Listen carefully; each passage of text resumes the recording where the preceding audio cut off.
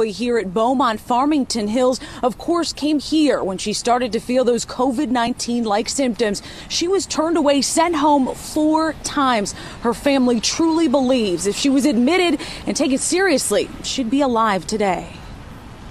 31 years, Deborah Gatewood wore the Beaumont badge, doing blood draws at the Farmington Hills Hospital. So in the 3rd week of March, when she got the infamous cough and fever, it's where she turned. And they sent her home saying, you are showing signs of COVID. So they were confirming that she probably most likely has COVID, but they didn't test her. Her daughter Kayla marked in a calendar the days her mom went to ER. She actually went that Monday.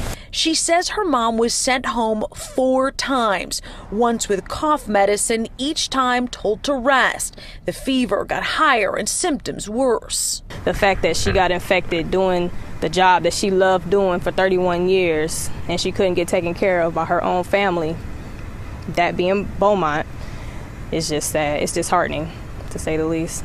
By the end of March, she withered away, developing bilateral pneumonia. So all of this time where you're telling her to go home and rest it off, how do you really rest off bilateral pneumonia, without any type of treatment other than cough medicine to try and cough it out? It's too severe at this point. Deborah collapsed and was taken by ambulance to the nearest hospital, Sinai Grace. At that point, inundated and understaffed, it's where she'd spend her final days. I just went up to the hospital, sat in the parking lot. Just if this is as close as I can be to her, if this is going to happen, I'm going to sit in my car until I get that phone call. This only child said goodbye to her 63-year-old mother, 2 years from retiring when she'd be a full-time grandma.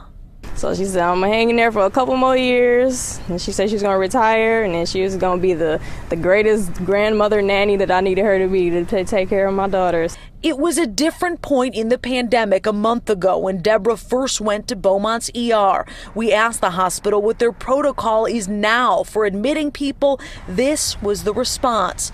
As patients come to Beaumont for care during this pandemic, we are doing everything we can to evaluate, triage, and care for patients based on the information we know at the time. We grieve the loss of any patient to COVID-19 or any other illness.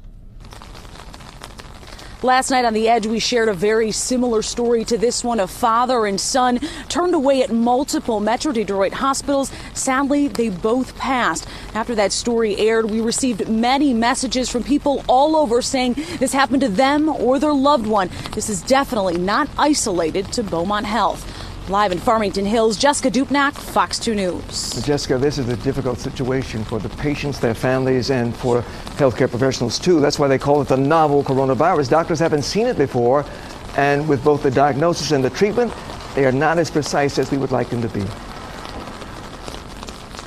Absolutely, and it's really a moving target. It's a different world a month ago than it is today. And we did ask Beaumont to highlight their protocol. How are they admitting people? They wouldn't get into the specifics. They said they're taking